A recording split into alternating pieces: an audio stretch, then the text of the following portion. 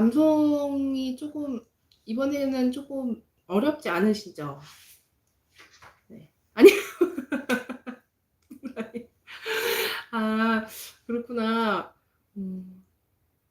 저는 이상하게 전체 장을 우리가 보통 암송을 하잖아요. 그래서 전체 장이 작으면 더 잘 외워져요.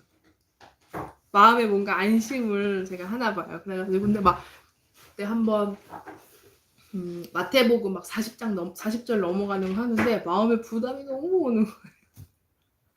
그리고 막 창세기도 막 되게 길거든요. 창세기 뭐 1, 2장 했을 때도 엄청 안 외워지고. 근데 요한일서 1장이랑 저희가 이제 4장을 위해서 암송했는데 마음이 편안해지면서 암송이 잘 되더라고요. 그래서 이 요한일서 1장은 사실 짧아서 반복을 많이 해서 들으시면은 사실 정말 잘 암송이 될 거예요. 그래서 이제 저희가 오늘은 7, 8, 9 하는 1, 2, 3, 4, 5, 6, 7, 8 6, 7, 8 하는 날인가요? 아닌가? 1, 2, 3, 4, 5, 6, 7, 8, 9, 10 네, 8, 9, 10 하는 말 맞죠? 네, 제가 이런 숫자를 8, 9, 10 하는 날인데 이제 요렇게 하고 이제 거의 끝나서 저는 어떻게 다 잘 외워지시나 하고 한번 여쭤봤죠. 그래서 암송 이거 하기 잠깐 전에 지금 저희가 요한복음을 같이 통독하고 있습니다. 지난주에 1장부터 6장까지의 이 조금 제가 우리가 함께 눈여겨봤으면 좋겠다 하는 것을 제가 약간 두서없이 막 이렇게 얘기했는데 어떻게 조금 전달이 잘 됐는지 모르겠어요, 제가. 그리고 제가 이제 이렇게 전달하는 내용들이 보통은 이렇게 설교 시간 잘 안 하시는 내용들이 많아가지고 그래서 좀 제가 맨날 항상 이 얘기를 말씀드릴까 말까 하다가도 고민이 많지만 나는 이 말씀을 깨달았을 때 굉장히 은혜가 많이 됐는데 해가지고 용기 내서 이제 전달을 하는 거거든요.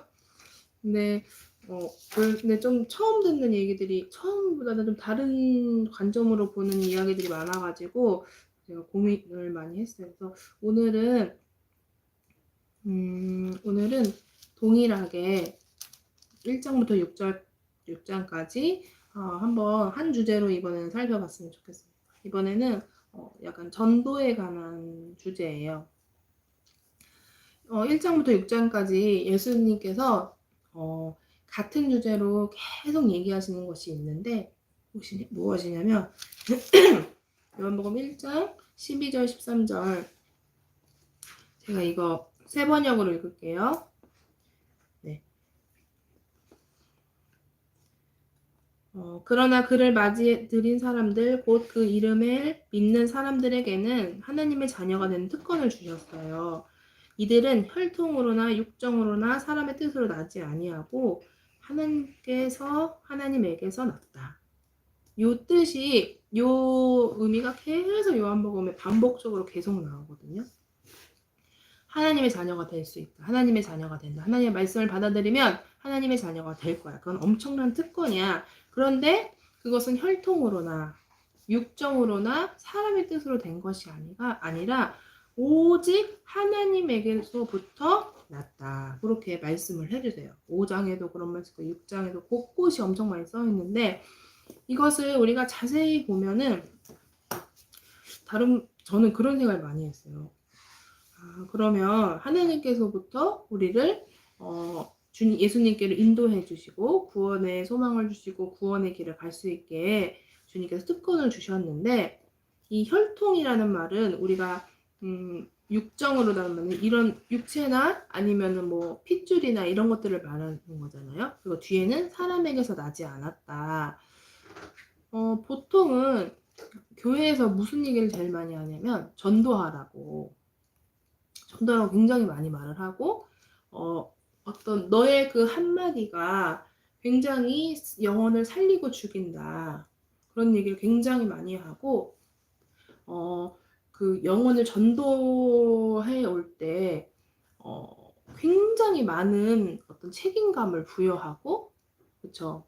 이제 말씀을 해주세요. 근데 그것이 오해하면은 굉장히 영혼을 대할 때 잘못된 마음으로 대하는 경우가 많아서 제가 한번 오늘 나눠보려고요. 근데 목사님들이나 교회에서는 절대 그런 오해된 모습으로 그 말씀을 해주신 거는 아닐 거예요. 근데 저희가 성경적인 기반이 없으면 그런 말들을 오해해서 들을 수가 있거든요. 예수님께서는 이제 2장 25절에 보면은 이렇게 써 계세요. 2장 25절 제가 읽어볼게요.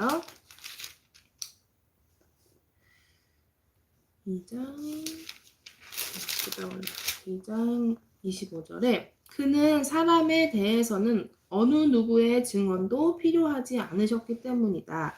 그는 사람의 마음속에 있는 것까지도 알고 계셨던 것이다. 이렇게 써주시고 또 5장 31절 41절에도 그렇게 비슷하게 나와 있어요. 34절 내가 이 말을 하는 것은 내가 사람의 증언이 필요해서가 아니다. 그것은 다만 너희로 하여금 구원을 얻게 하려는 것이다. 41절에도 나는 사람에게서 영광을 받지 않는다. 이렇게 얘기하세요. 이것만을 보면은 우리가 예수님을 전할 필요가 없는 건가? 이렇게 오해를 할 수가 있어요. 그런데 분명히 예수님께서는 승천하실 때 제자를 삼아라. 그리고 많은 영혼들을 예수님께서 하나님께로 인도하시길 원한다라는 강력한 의지를 보여주시면서 우리에게 동역하기를 초대하시고 함께 너희가 성령이 임하면 권능이 임하고 온 예루살렘과 땅 끝까지 이르러서 내 증인이 될 거야 이렇게 얘기를 하신단 말이에요. 그래서 그 갭을 이해하는 게 힘들 때가 많아요. 가만히 보면. 이제 보면은 예수님께서 그러면 예수님께서 전도하는 모습을 한번 보면은 이렇게 돼 있어요. 4장 34절부터 38절. 이거 우리가 저번 주에 같이 곰곰하게 봤던 그 사마리아 여인의 모습인데요. 사마리아 여인을 예수님께서 전도하세요. 영혼을 이끄세요. 그러면서 34절에 이렇게 돼 있어요.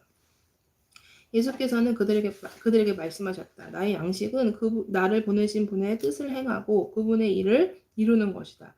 너희는 넉 달이 지나여야 추수할 때가 된다고 하지 않았느냐? 그러나 나는 너희에게 말한다. 눈을 들어서 밭을 보아라. 이미 곡식이 익어서 거둘 때가 되었다. 추수하는 사람은 품삯을 받으며 영생에 이르는 열매를 거두어 드린다. 그리하면 씨를 뿌리는 사람과 추수하는 사람이 함께 기뻐할 것이다.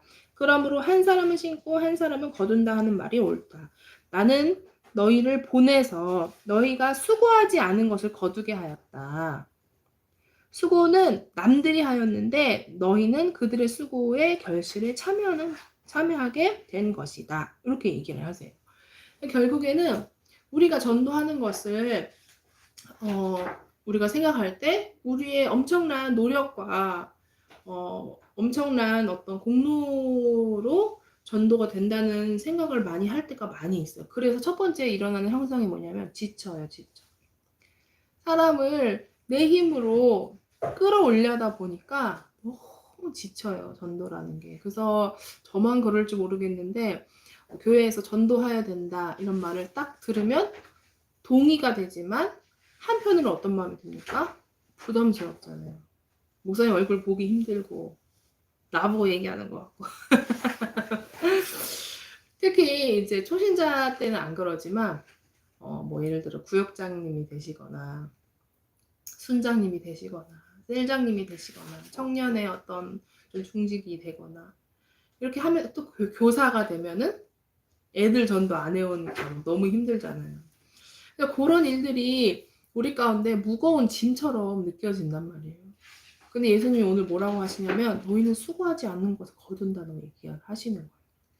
예수님께서 계속해서 얘기하시는 게 여러 가지 있지만 또 하나 우리가 살펴볼 것은 예수 그리스도께 오는 자는 하나님이 보내신다는 거예요.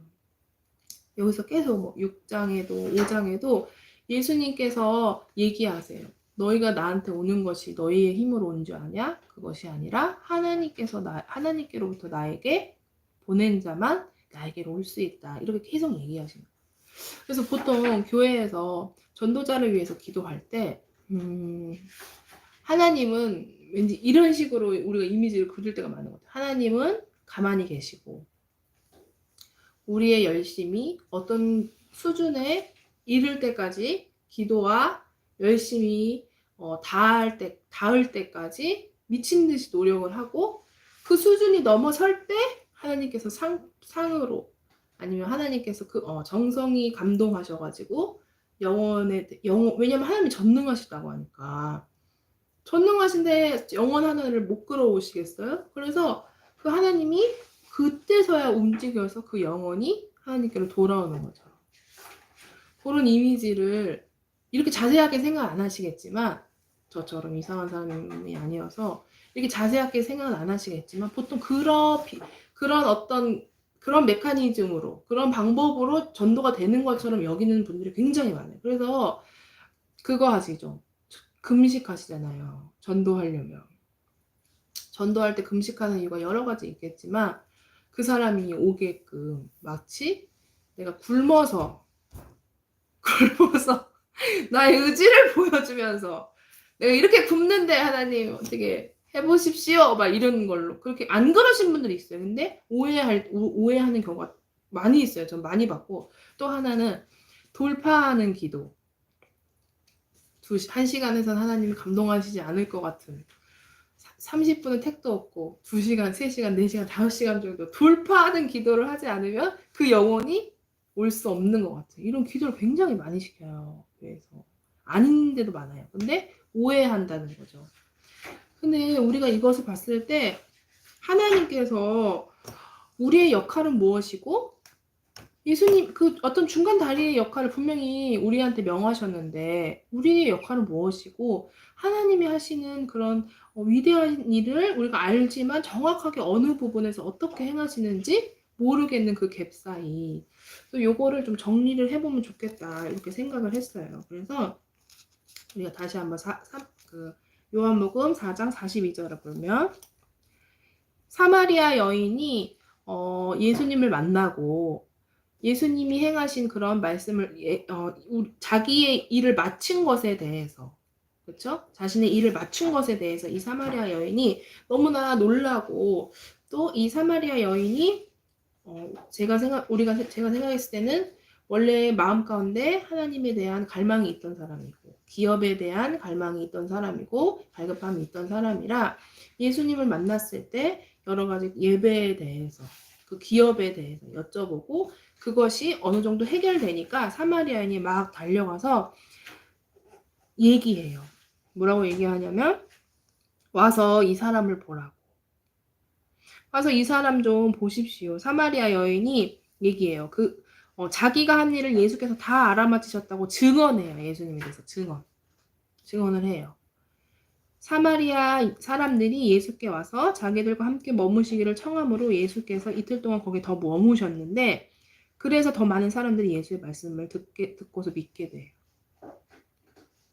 그래서 42절에 그 사람들이 뭐라고 하냐면 우리가 믿는 것은 이제 당신의 말 때문만은 아니요. 너의 증언 때문에 내가 믿는 게 아니야.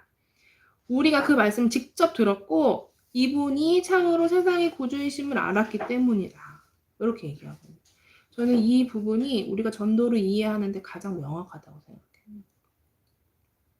우리는 살아계신 하나님의 먼저 믿는 자로서 살아계신 하나님의 역사를 체험한 사람들, 구원의 삶을 살아가고 있는 사람들, 하나님의 자녀된 특권을 누리고 있는 사람들, 그 특권으로 말미암아 많은 열매가 일어나고 그것을 통하여서 그것이 눈에 보는 육적인 성공이나 병의 치유나 이런 것들이 아니라 그 10년 가운데 만족함을 누리고 있는 그런 것들을 풍족함을 옆 사람들에게 증언하고 그 사람들을 말씀을 들을 수 있게 내 말을 통하여서 어떤 내 노력을 통하여서 내 정성을 통해서 그 사람을 막 잘해주고 막 그렇게 해서 하는 것이 아니라 이 사람들을 하나님께로 말씀이 이 사람을 믿게 할 수 있는 그 자리까지 주님께 인도할 수 있도록 주님의 도우심을 구하고 그 사람과 함께 동행하고 그 사람을 섬기면서 하나님의 말씀이 이 사람을 믿게 할 때까지 함께 있어주는 역할을 하는 것이 저는 증인의 삶, 전도하는 모습이 아닐까 이렇게 생각을 많이 하고 있습니다. 그래서 우리가 정말 제일 우리가 알아야 되는 것은 이 불신자와 전도 대상자를 대할 때의 모습이에요. 우리가 어떨 때는 우리가 세신자를 하면 이제 우리가 전도해요. 아니면 우리 순회 왔어요. 아니면 내가 뭐 세신자 교육을 해요. 이렇게 하면 그 사람을 딱 보면서 그 사람이 자기 눈에 하나님이 원하시지 않는 삶들을 살고 있어요. 그럼 그걸 어떻게 해줍니까? 말로 다 말해줘요. 그렇게 하면 안 돼. 이렇게 하면 안 돼. 저렇게 하면 안 돼. 다 말해줘요. 그리고 또 뭐라고 해주냐면 수요 예배 나와. 금요일날 나와. 주일날 나와. 성경 공부 나와. 근데 그 나쁜 건 절대 아니에요. 함께 말씀을 들어야 되는 거니까. 근데 그런 것이 아니라 이 사람의 모든 삶의 기반을 다 자기 입으로 부인해 버리는 거예요. 너 그렇게 살면 안 된다는 거예요. 물론 말은 이렇게 하지 않지만 그 사람이 느낄 때는 이 사람은 나의 모든 행동의 기반이 다 잘못됐다고 얘기하는 거예요. 근데 그거를 얘기할 사람은 우리가 아니라 말씀이에요. 이해되시나요? 그렇다고 우리가 서로에게 하는 권면이나 어떤 강조나 죄를 꾸짖고 이런 것들이 다 부정하는 것은 절대 아닙니다. 왜냐하면 서신서에 보면은 사도 바울이 그런 역할을 하고 있고 서로 권면하고 이런 것들을 얘기를 하고 있지만 그보다 앞선 것은 사랑이에요. 계속 너희가 사랑해라. 서로 사랑해라. 예수님이 너희한테 어떻게 했는지 잘 기억해봐라. 예수님이 죽기까지 너희를 사랑하셨어. 그게 먼저 이 얘기를 계속 하시는데 우리는 그것이 사랑이라고 생각해요. 내가 너를 지금 죽을 뻔한 너를 지금 꺼내와가지고 너를 절대 다시 그 죽을 자리에 갖다 놓지 않겠다는 결심을 가지고 너를 이렇게 돌봐주는데 너는 왜 받아들이지 않느냐. 이런 태도를 가지고 영혼을 대할 때가 굉장히 많다는 거예요. 이게 뭐 사람마다 다르겠지만 제일 심하게 나타나는 경우가 자녀한테. 내 자녀가 물론 교회 가라고 해야죠. 지옥 가는데. 근데 그런 걸 넘어서서 이 아이의 모든 것을 막 다 자르고 부수고 해가지고 이 아이를 하나님 앞에 올리겠다는 어떤 강력한 의지, 부모에 대한 엄마죠. 보통 아빠는 거의 그런 적이 없어.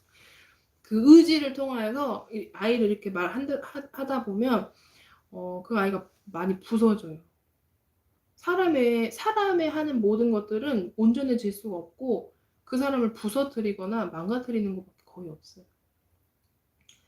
그래서 이런 하나님이 어떻게 우리를 인도하시고 어떻게 전도하고 어떻게 증인의 삶을 살아야 되는지 이 메커니즘을 꼭 이해하실 필요가 있다는 거예요.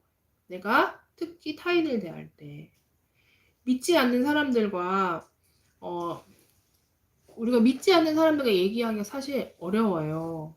뭐 한두 마디는 하겠는데 교제처럼 우리가 오랜 시간 만나기가 사실 어려워요. 왜냐하면 가치관도 많이 다르고 뭐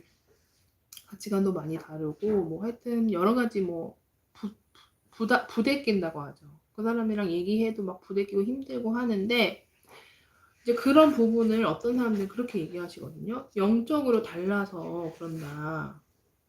영이 부딪힌다 이런 얘기를 하시는 데가 있어요. 그냥 단순히 그냥 나 저 사람이랑 지금 삶의 형태가 안 맞아서 좀 안 맞지만 힘들어 이렇게 얘기하는 게 아니라 그 사람은 죄악 가운데 있는 사람이고 나는 깨끗하고 영적인 사람이라 걔랑 있으면 영적으로 부딪힌다는 거야. 근데 그게 말이 안 맞아요, 사실은. 왜 안 맞냐면 영의 상태는 하늘로부터 오는 거기 때문에 완전해요. 우리의 육신의 모습과 우리의 어떤 정신적이고 혼이고 이런 것들이 죄를 받아들이고 받아들이지 않는 것 뿐이지 어떤 영적인 것들이 그 사람이 영적이지 못하고 막 죽어있다고 영적으로 죽어있다고 다시 살아나는 거니 맞습니까? 했다고 해서 내가 그것을 느끼고 막 그것 때문에 고통받고 그렇게 할 수는 없다는 거예요. 그런 내용이 성경에 한 번도 나와 있지가 않아요. 그렇지 않습니까? 그 사람이 물론 삶의 패턴이 너무나 이제 우리랑 달라서 부담스러울 수는 있지만 마치 너랑 나랑은 아예 어떤 건널 수 없는 강처럼 싹수가 놀아다니듯이 이렇게 대하는 경우가 많고 저 역시 그랬어요.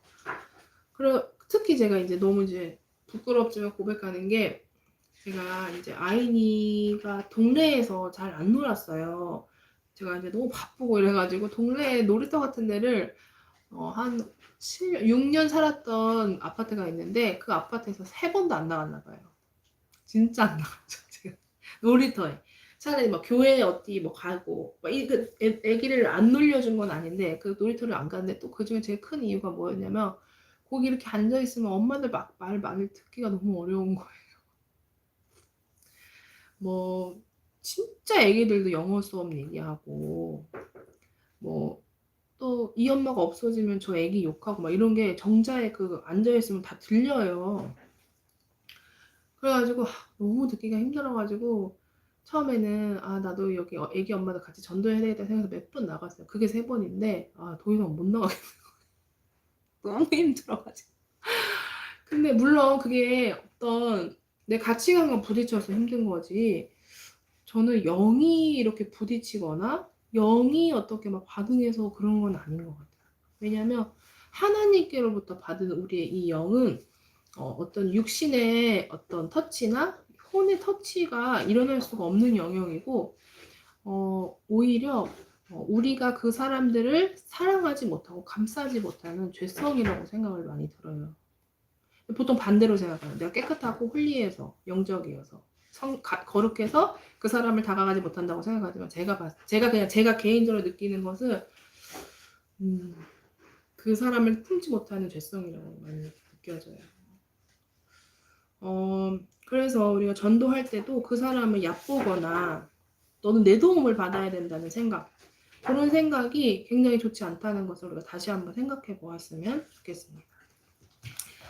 결국에는 우리의 역할은 그 전도 대상, 사랑하는 대상자를 하나님의 말씀을 들을 수 있는 그것까지 인도하고 그 자리까지 방해되는 것들을 위해서 함께 대적하며 기도하는 것들, 그런 것들을 겸손한 마음으로, 우리가 하는 게 아니니까 겸손한 마음으로 기도하고, 가장 완벽한 기도는 주기도문의 말씀처럼 하나님, 그 주님의 뜻이 하늘에서 이루어진 것 같이 우리에게도, 이 사랑하는 자매님에게도, 이 사랑하는 형제님에게도, 이 사랑하는 어린 영혼에게도 이루어지게 하소서. 그 길 가운데 우리가 함께 동행하고 사용받을 수 있도록, 그 영광을 함께 누릴 수 있도록 도와주소서 하고 기도하는 것이 가장 제 생각에는 안전하고 바람직한 기도의 모습이 아닐까 생각이 듭니다. 그런 모습을 가지고 한번 이번 주에도 한번 생각을 해보셨으면 좋겠어요. 제가 이렇게 나눴던 이런 전도에 대한 말씀, 혹시 조금 생각이 다르다거나 이런 것도 저한테 얘기해 주셔도 되거든요. 그럼 제가 전달이 잘못됐거나 아니면 제가 틀렸을 수도 있으니까. 근데 제가 요한복음 읽으면서 이 영혼에 대한 예수님의 열심이 과연 우리와 어떻게 연결이 돼 있는 것인가에 대해서 많이 이제 저도 고민하다가 이걸 한번 나눠야 되겠다 그렇게 생각이 들었어요. 그래서 오늘은 이 정도까지 나누고 요한일서 암송하도록 하겠습니다.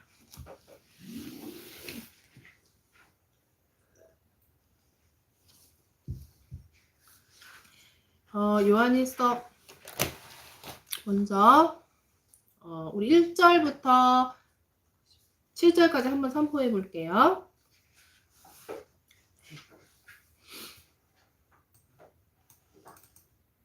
잠시만요. 저희가 정리 좀. 안 되는구나. 네, 하겠습니다. 시작. 요한일서 1장 1절부터 7절까지의 말씀. 태초부터 있는 생명의 말씀에 관하여는 우리가 들은 바요, 눈으로 본 바요, 자세히 보고 우리의 손으로 만진 바라. 이 생명이 나타내신 바 든지라. 이 영원한 생명을 우리가 보았고 증언하여 너희에게 전하노니 이는 아버지와 함께 계시다가 우리에게 나타내신 바 된 이시니라. 우리가 보고 들은 말을 너희에게도 전함은 너희로 우리와 사귐이 있게 하려 함이니 우리의 사귐은 아버지와 그의 아들 예수 그리스도와 더불어 누림이라. 우리가 이것을 쓰음은 우리의 기쁨이 충만하게 하려 함이라. 우리가 그에게서 듣고 너희에게 전하는 소식은 이것이니 곧 하나님은 빛이시라. 그에게는 어둠이 조금도 없으시다는 것이니라. 만일 우리가 하나님과 사귐이 있다 하고 어둠에 행하면 거짓말을 하고 진리를 행하지 아니함 이거니와 그가 빛 가운데 계신 것 같이 우리도 빛 가운데 행하면 우리가 서로 사귐이 있고 그 아들 예수의 피가 우리를 모든 죄에서 깨끗하게 하실 것이요. 요한일서 1장 1절부터 7절까지의 말씀. 아멘. 네, 8절 하겠습니다. 만일 우리가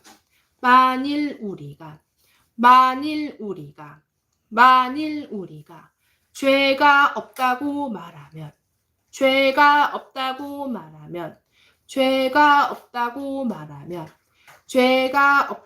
말하면 스스로 속이고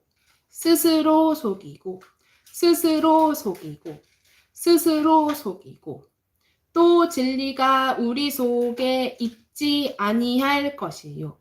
또 진리가 우리 속에 있지 아니할 것이요. 또 진리가 우리 속에 있지 아니할 것이요. 또 진리가 우리 속에 있지 아니할 것이요. 암송할 때 이제 육신에 대한 공부를 많이 할 때 그런 얘기를 이제 가끔 우리가 했었는데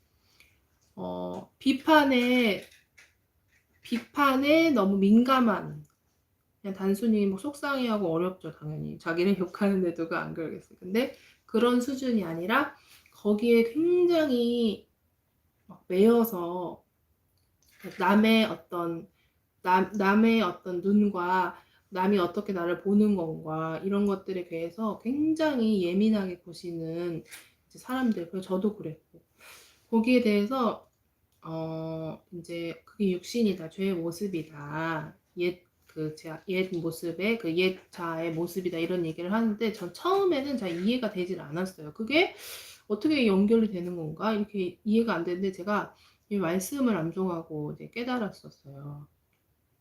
여러분 누가 여러분한테 너는 진짜 못된 사람이야, 너 진짜 못됐어 하고 진심으로 이렇게 얘기를 하고 비난을 하고 비판을 하거나 아니면 내가 너한테 진짜 너 좋아해서 해주는 말인데 너 진짜 못됐더라 이렇게 말해주면 기분이 어떻습니까? 인정이 되시나요? 좋아요 막 할렐루야 이렇게 하면서 그게 안 되잖아요. 근데 그게 왜 안 되냐면 내가 못됐다는 걸 인정을 못해서 그래요.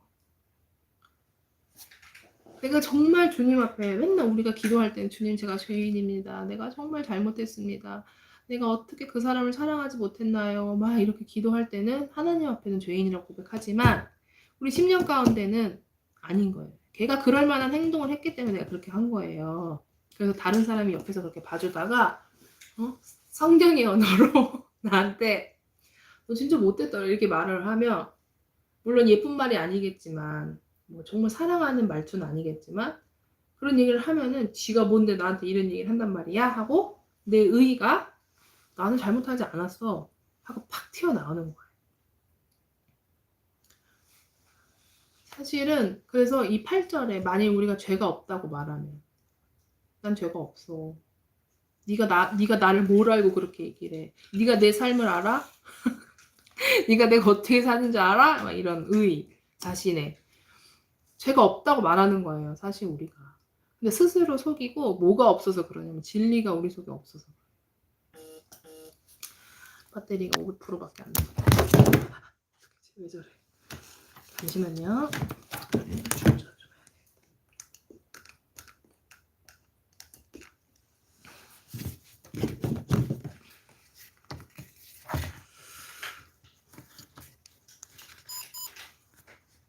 그래서 사실은 우리 가운데 그런 마음이 있는 거예요.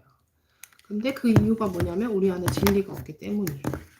예를 들어서 내가 내 눈으로 보이게 내 옷에 검은 칠이 막 돼 있어요.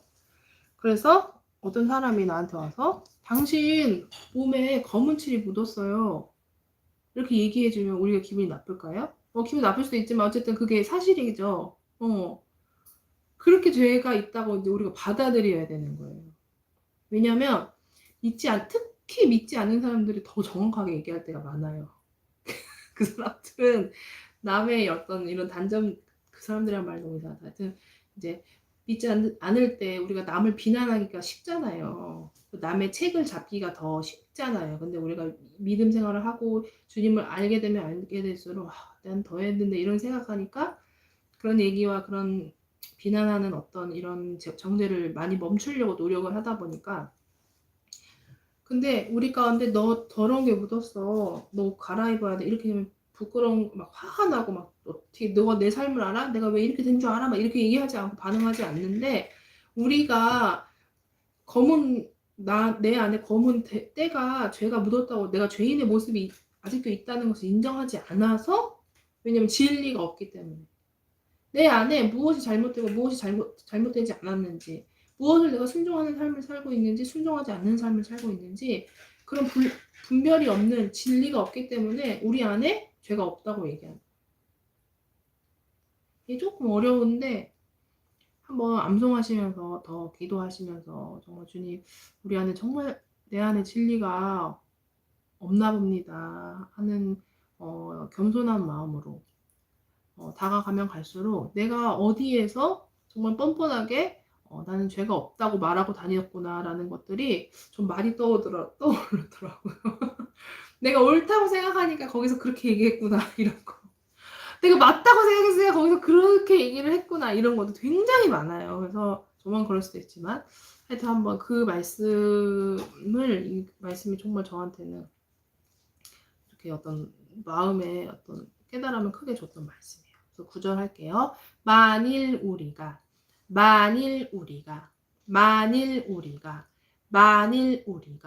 우리 죄를 자백하면 우리 죄를 자백하면 우리 죄를 자백하면 우리 죄를 자백하면 그는 미쁘시고 의로우사 그는 미쁘시고 의로우사 그는 미쁘시고 의로우사 그는 미쁘시고 의로우사 우리 죄를 사시며 우리 죄를 사시며 우리 죄를 사시며 우리 죄를 사시며 우리를 모든 불의에서 깨끗하게 하실 것이요 우리를 모든 불의에서 깨끗하게 하실 것이요 우리를 모든 불의에서 깨끗하게 하실 것이요 우리를 모든 불의에서 깨끗하게 하실 것이요.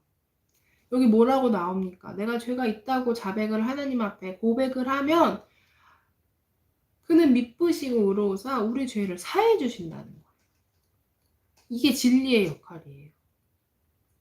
진리의 역할은 우리 죄를 자백할 수 있게 해주시고 우리 안에 죄를 드러나게 해줘서 우리가 구원받을 수 있게, 그 죄를 해결받을 수 있게 도와주시는 강력한 하나님의 능력이고 예수님 그 자체이신 거죠. 그런데 우리가 말씀이 우리 속에 진리가 있지 않으면 우리 죄를 자백할 수가 있을까요? 없을까요? 없어요. 말씀으로 자신을 낱낱이 보지 않으면, 말씀으로 자신의 민낯을, 자신의 진짜 진심을 보지 않는 사람은 죄를 사함받을 수 있는 기회가 없어요. 끔찍하죠. 근데 누가 내 죄가 드러나길 원합니까? 사단이죠. 사단이 그 안에서 우리 가운데 충동질하게 하고 감히 나를 이런 식으로 마음을 분내게 하는 그런 역할들. 결국의 선택은 우리가 하는 거죠. 결국의 선택은 우리가 하는데, 어떤 가끔 자기가 어떤 커다란 잘못을 하거나 어떤 이상한 일이 생기면 사탄이 다 그렇게 했다고 얘기하는 경우가 많은데 사실 그렇지는 않아요. 어떤 이상한 일이 생겼는데 그 누구나 분을 낼 만한 뭐 상식적인 상황에서도 선택을 내가 하는 거죠. 분내지 않는 온유함을 선택을 하면 하나님의 능력이 우리 가운데 부어지는 거예요. 이것도 동일한 거예요. 우리가 죄를 자백하는 거예요. 누가 나한테 너 진짜 못됐더라. 너 정말 왜 이렇게 못됐니? 얘기를 하면 그 사람한테 그래 맞아 나 너무 못됐더라. 고마워 그런 말을 해줘서 이렇게 하기 너무 어렵지만 그래도 그래 맞아 하고 인정을 하면 그 사람은 뭐라고 생각하겠습니까? 못됐더라 이렇게 얘기 안 하고 네 죄를 사함받는 거예요 우리는 예수님 앞에. 그리고 그 사람이 어떻게 생각하든 상관이 없이 우리가 주님 앞에 그 고백을 하는 거예요. 맞아요 주님 하면서 그래 나 못됐더라 진짜 조심해야 되겠더라 이렇게 주님 앞에 그 고백을 하는 거 그 사람한테 고백하는 게 아니라 근데 우리는 그 사람을 미워하고 용서할 수 없고 그 사람을 용서해야 되는 어려운 순종 가운데 빠져버리는 거예요. 그 사람은 그런 역할이 아닌데 사실은. 우리 9절, 8절, 9절 3번 해볼게요. 제가 한번 해볼게요. 만일 우리가 죄가 없다고 말하면 스스로 속이고 또 진리가 우리 속에 있지 아니할 것이요. 만일 우리가 우리 죄를 자백하면 그는 미쁘시고 의로우사 우리 죄를 사시며 우리를 모든 불의에서 깨끗하게 하실 것이요. 만일 우리가 죄가 없다고 말하면 스스로 속이고 또 진리가 우리 속에 있지 아니할 것이요. 만일 우리가 우리 죄를 자백하면 그는 미쁘시고 의로우사 우리 죄를 사하시며 우리를 모든 불의에서 깨끗하게 하실 것이요. 만일 우리가 죄가 없다고 말하면 스스로 속이고 또 진리가 우리 속에 있지 아니할 것이요. 만일 우리가 우리 죄를 자백하면 그는 미쁘시고 의로우사 우리 죄를 사하시며 우리를 모든 불의에서 깨끗하게 하실 것이요. 만일 우리가 죄가 없다고 말하면 스스로 속이고 또 진리가 우리 속에 있지 아니할 것이요. 만일 우리가 우리 죄를 자백하면 그는 미쁘시고 의로우사 우리 죄를 사하시며 우리를 모든 불의에서 깨끗하게 하실 것이요. 아멘. 이 구절의 말씀을 믿는 것이 바로 우리가 죄사함의 어떤 비밀이죠. 주님이 나를 깨끗하게 하실 거라는 말씀의 믿음. 10절 할게요. 만일 우리가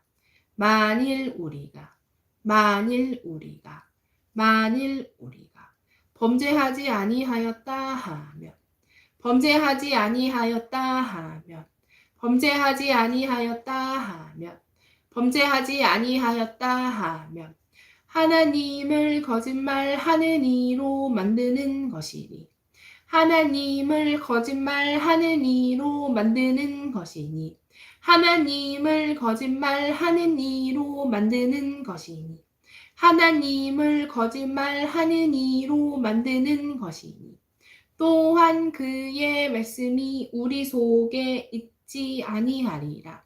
또한 그의 말씀이 우리 속에 있지 아니하리라. 또한 그의 말씀이 우리 속에 있지 아니하리라. 또한 그의 말씀이 우리 속에 있지 아니하리라. 네. 우리가 죄가 없다고 얘기하면 다른 사람한테 거짓말하는 사람으로 만든다는 게 아니라 하나님을 거짓말하는 이로 만드는 거예요. 왜냐하면 말씀이 우리 속에 없기 때문에 내가 잘못을 한지 안 한지 모르면 하나님을 거짓말하는 이로 만드는 거라고 얘기하고 있습니다. 그래서 우리에게 오는 수많은 회개의 어떤 기회가 우리는 많이 놓쳐요. 우리는 많이 놓치고 어떤 사람이 기분 나쁘게 했다는 그 이유 하나만으로 우리가 구원의 그 회개의 길을 놓칠 때가 너무나 많고 그리고 우리 어떤 이런 길이 있어요. 우리가 물론 하나님이 우리가 말씀대로 살지 않으면 직접 개입하셔서 우리에게 벌을 내리실 때도 있어요. 저는 그렇게 생각하는데 그것도 그거지만 원래 말씀대로 살지 않으면 우리한테 엄청난 죄의 열매가 많아지고 그 죄로 열매로 말미암아 우리의 삶이 힘들어질 수밖에 없어요. 자기 스스로 그렇게 만드는 경우가 굉장히 더 많아. 그런데 그런 경우가 그런 삶 그런 이런 어떤 그런 죄의 결과로 인하여서 힘들어지거나 아파지거나 어려워지거나 사람의 관계가 힘들어지면 하나님 탓을 하는 경우가 많아요. 그게 이제 보통 교회에서 많이 말하는 시험 들었다. 뭐에 어떻게 시험 든지 모르겠지만 시험 들었다. 사실 아니에요. 하나님 앞에 시험 드는 게 아니라 본인이 죄 가운데 하나님의 말씀을 받아들이지 않고 죄 있음을 회개하지 않고 인정하지 않아서 하나님을 인정할 수가 없는 거예요. 나는 옳은데, 난 잘했는데, 나 이 정도면 됐지. 그런데 어떤 내가 눈에 보이는 삶의 결말대로 환경이 되지 않고 풀어지지 않으면 누가 잘못한 거예요? 난 잘했는데? 그걸 주지 않는 아이들은 엄마 아빠를 원망하고 사실은 그건 사실 엄마 아빠를 원망하는 어른도 그래요. 어른도 엄마 아빠 원망 많이 하더라고요. 결국에는 사람 눈에 보이는 사람을 원망하는 것이 아니라 그 원망은 하나님을 원망. 하나님을 거짓말하는. 그런 이제 그런 연결들을 우리가 몰라서 짓는 죄도 많은 것 같아요. 근데 이제 어쨌든 말씀을 봐야죠. 말씀을 봐야 그 죄악 그 썩을 거 안에 나올 거 아니에요. 근데 저는 이거를 깨닫고 저도 이제 암송 처음 할 때 어떤 이런 부분이 하나님이 알게 하셔서 많은 부분 사람한테 인정받으려고 노력하는 거, 사람한테 판단이 엄청 어렵고 막 이런 것들이 많이 잘라졌어요. 상관이 없는 거구나. 하나님이 나한테 지금 이 얘기를 하시는. 그리고 내가 어렵고 힘들고 이런 일들이 있으면 나의 죄의 결과로 이러는구나 받아들이고 수용하고 또 한 가지는 그것이 아니라도 하나님께서 허락하실 만한 일들이 있구나 하고 주님은 참이시고 주님은 진리시고 주님은 절대적으로 옳으신데 자꾸 내 환경을 이렇게 만든 분한테 부인해봤자 하나님이랑 싸운 사람이 제일 바보예요. 그러니까 결국에는 누가 하나님을 이기겠습니까? 근데 하나님이 이기겠다고 기도하는 분들 많아요. 옛날 교회들도 많이 그랬고 막 나무를 뽑으라는 둥 음식을 40일을 하라는 둥 막 기도를 몇 시간씩 하라는 둥 그게 아닌데도 삶으로 반항하는 거. 하나님 명확하게 하나님의 뜻이 있는데 거기 하나님 들이받으면서 싸우자고. 너무 바보죠. 누가 하나님을 이기겠습니까? 이길 수도 없고 일반적으로 이런 인생사를 봐도 엄청 높고 뭐 권위가 많고 왕들 이런 사람들도 하나님을 못 이겼는데 우리는 그런 것도 아닌데 강짱을 그렇게 부를 때가 많아요. 그래서 제가 그랬죠. 그 내 손해죠. 그렇지 않겠습니까? 누가 손해를 봅니까? 내 손해예요, 내 손해. 마치 내가 그렇게 하면 하나님이 마치 손해라도 보시는 듯이 그렇게 제가 옛날에 한번 그분이 예수전도단이랑 그런 건 아닌 것 같아요. 근데 어쨌든 예수전도단 하시는 어떤 분이랑 그 선교지에 같이 갈 일이 있어가지고 가는데 제가 비행기 되게 무서워해요. 너무 고소공포증이었어. 너무 무서운데 그게 막 그때 또 막 흔들린 거예요. 너무 무서워서 소리 지르고 있는데 그 간사님이었나? 하여튼 그분이 저한테 이러는 거예요. 우리가 죽으면 하나님 손해니까 우리는 안 죽는다는 거예요.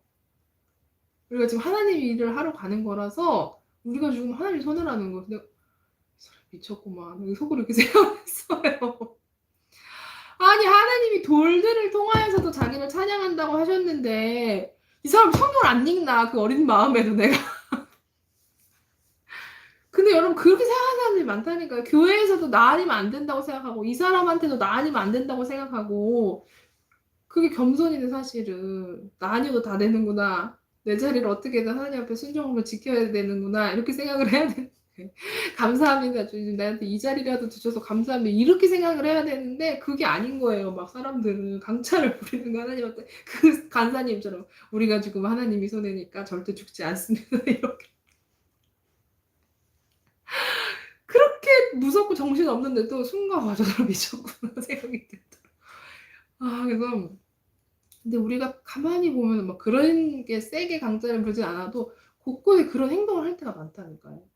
결국 순종해서 좋은 건 우리고 불순종해서 나쁜 건 우리예요. 그것을 한번 그래서 저는 자녀 가르칠 때도 아이한테도 삐지면 너 손해야. 아무도 네 삐진 것 때문에 피해받지 않아. 너 손해야 얘기하고 화내는 거 미워하는 것도 너 손해야. 그게 알려줘요. 근데 물론 제가 그런 말 들어서 더 서운해하기도 하는데 어쨌든 그렇다고 위로 안 해주는 건 아니에요. 위로 해주는데 그걸 반드시 알려줘야 돼. 우리 아이들한테는. 그건 너 손해다. 하나님 말씀 순종 안 한 사람은 너 손해지. 쟤 때문에 순종 못했어요. 쟤 때문에 미워하게 된 거예요. 쟤 때문에 화나게 된 거예요. 이거는 아무런 논쟁거리도 안 되는 거예요. 사실은. 우리 안에 죄가 있으면 말씀의 그 진리가 이것을 거부해야 되는 게 우리의 역할인 거예요. 그렇게 하지 않아요. 보통 사람들은. 누구 때문에, 이것 때문에, 이런 환경 때문에. 그렇다고 저도 안 그런다는 건 절대 아닙니다. 저도 많이 그래요. 그런데 어쨌든 말씀을 붙들고 있으면 다시 돌아갈 수 있는 어떤 굉장한 큰 이런 것들이 있다는 거 우리가 다시 한번 생각해 봤으면 좋겠어요. 우리 그러면 1절부터 10절까지 한번 기도하고 선포해 보도록 하겠습니다. 하나님 우리에게 하나님의 말씀을 허락해 주셔서 감사합니다. 하나님의 진리가 우리 속에 있을 수 있도록 주님 이 말씀을 10년 가운데 새겨달라고 우리 함께 잠시 기도하고 선포하도록 하겠습니다. 하나님 감사합니다. 하나님 오늘도 하나님의 말씀 그 진리가 우리 속에 살아있기를 간절히 하나님 원합니다. 하나님의 말씀을 살아있고 생동력이 있어 좌우의 날선 검처럼 그 모든 것을 찔러 쪼개고 주님 앞에 남김없이 다 드러낸다고 하셨는데 하나님 그 생명의 말씀을 우리가 새길 수 있도록 도와주시옵소서.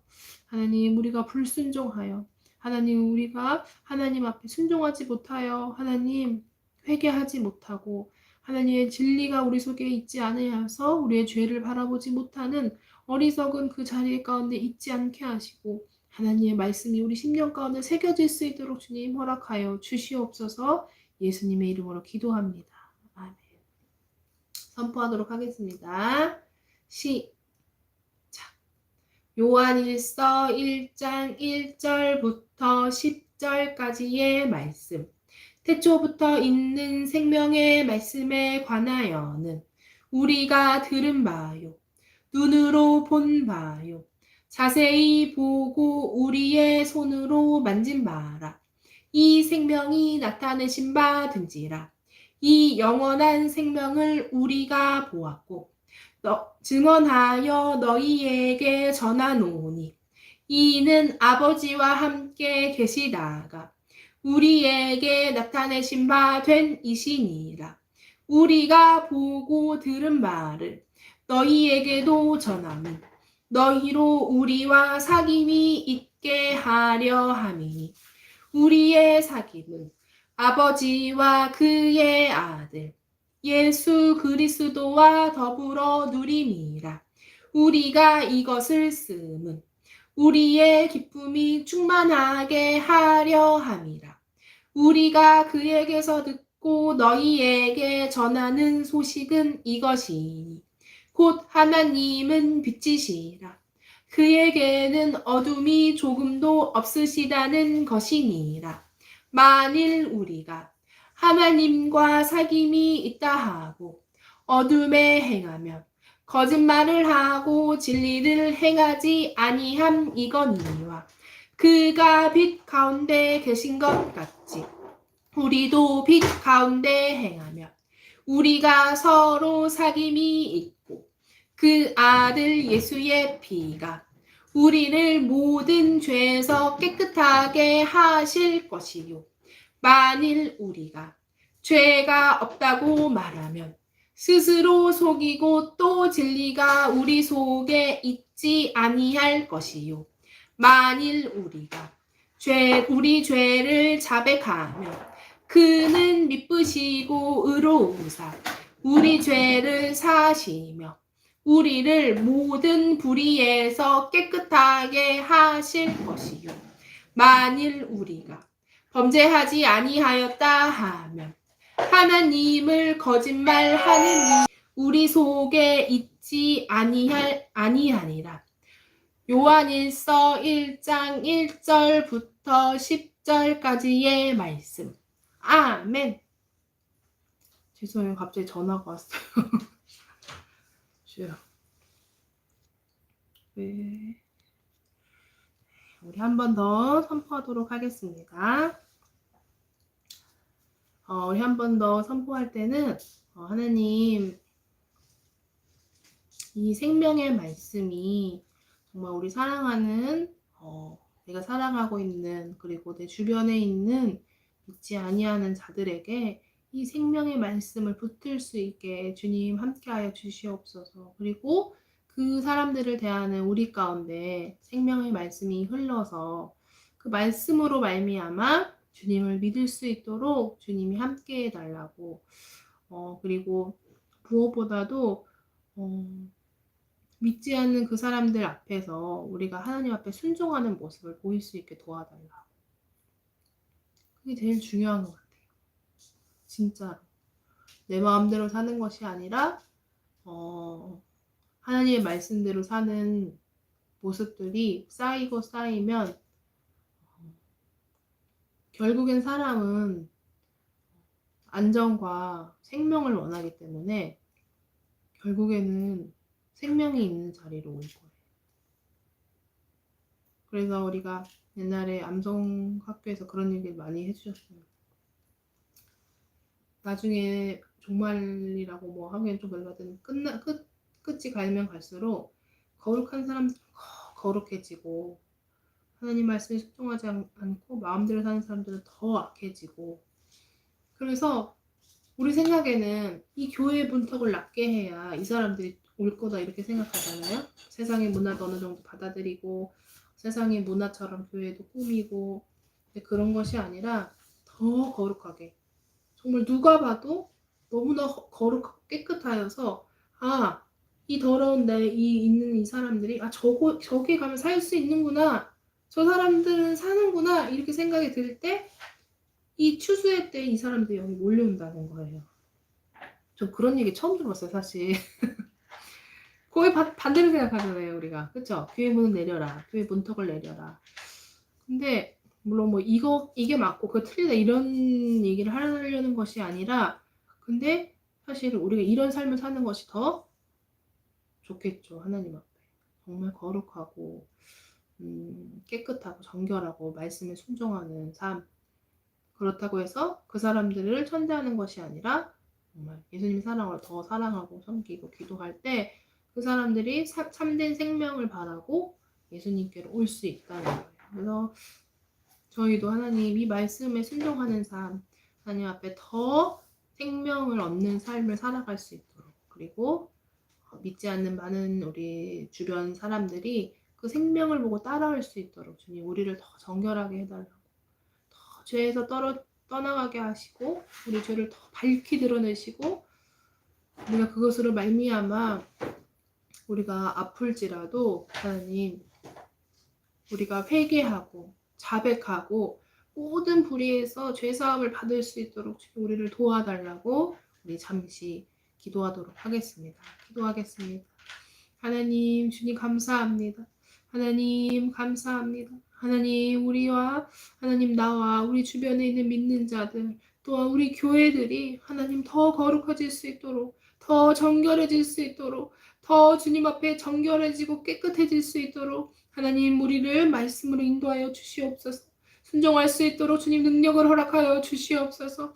하나님 우리에게 더 하나님의 말씀을 붙들며 하나님 말씀대로 살아갈 수 있는 능력을 허락하여 주시옵소서. 그래서 우리의 죄들이 낱낱이 밝혀지고 하나님 우리의 나 자신의 죄가 낱낱이 밝혀지고 하나님 우리 공동체가 하나님 죄가 드러나고 하나님 교회가 죄가 드러나서 하나님 말씀으로 말미암아 하나님 회개하고 하나님 말씀으로 말미암아 깨끗해질 수 있는 죄사함에 하나님 그 영생의 길을 걸어갈 수 있도록 주님 함께하여 주시옵소서. 그리하여서 믿지 않는 우리 사랑하는 가족들, 사랑하는 친구들, 하나님 친지들, 하나님 사랑하는 주변 사람들이 하나님 정말 저곳에는 생명이 있구나, 저곳에는 영생이 있구나, 저곳은 거룩하구나, 저곳은 깨끗하구나 하며 하나님 주님의 교회 가운데 하나님 몸된 정말 주님 예수 그리스도의 몸 가운데 달려올 수 있도록 성령님 함께하여 주시옵소서. 성령님 함께하여 주시옵소서. 우리를 더 거룩하게 하시옵소서. 더 정결하게 하시옵소서.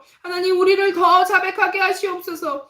우리에게 죄가 없어질 수 있도록 죄사함을 허락하여 주시옵소서. 예수님의 이름으로 기도합니다. 아멘. 마지막으로 한 번 더 선포하도록 하겠습니다. 시작. 요한일서 1장 1절부터 10절까지의 말씀. 태초부터 있는 생명의 말씀에 관하여는 우리가 들은 바요, 눈으로 본 바요, 자세히 보고 우리의 손으로 만진 바라. 이 생명이 나타내신 바 된지라. 이 영원한 생명을 우리가 보았고 증언하여 너희에게 전하노니 이는 아버지와 함께 계시다가 우리에게 나타내신 바 된 이시니라. 우리가 보고 들은 바를 너희에게도 전함은 너희로 우리와 사귐이 있게 하려 함이니 우리의 사귐은 아버지와 그의 아들 예수 그리스도와 더불어 누림이라.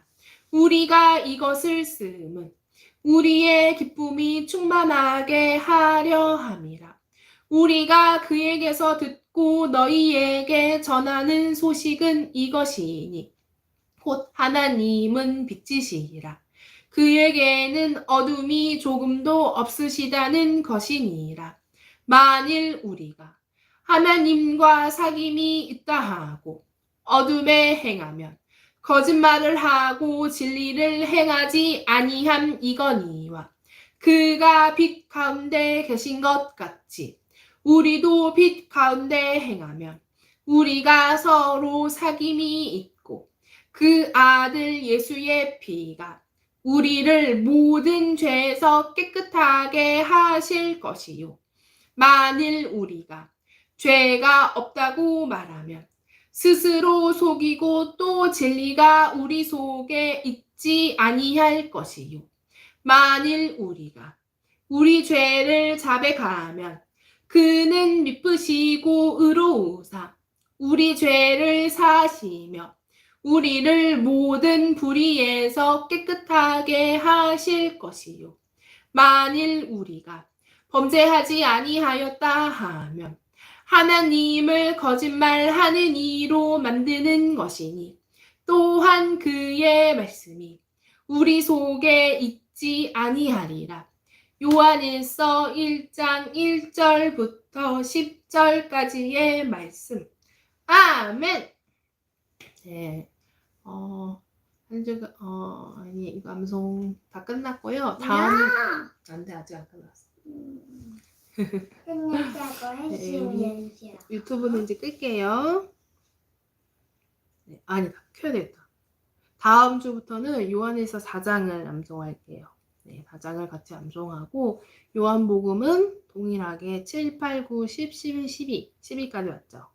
네, 그렇게 같이 통독해 주시면 좋겠어요. 그래서 물론 잘 읽으시겠지만 제가 온누리교회에서 하는 20분 공동체 성경 읽기 그 유튜브에서 이제 저희 교회에서 하는 건데 저는 그게 지금 이제 차례대로 나와서 신명기, 민수기 이렇게 나와 있는 줄 알았는데 아니더라고요. 요한복음도 나와 있더라고요. 그래서 그거 틀어놓으시면 좋을 것 같아요. 그래서 그게 이제 약간의 일러스트랑 같이 돼 있거든요. 그리고 또 앞에 목사님들께서 조금씩 설명해 주시는 것들이 있어요. 그래서 그렇게 같이 제가 유튜브 주소 올릴 테니까 같이 공유해서 들어보시고 하시면 좋을 것 같습니다. 그러면 다음 주에 만나요.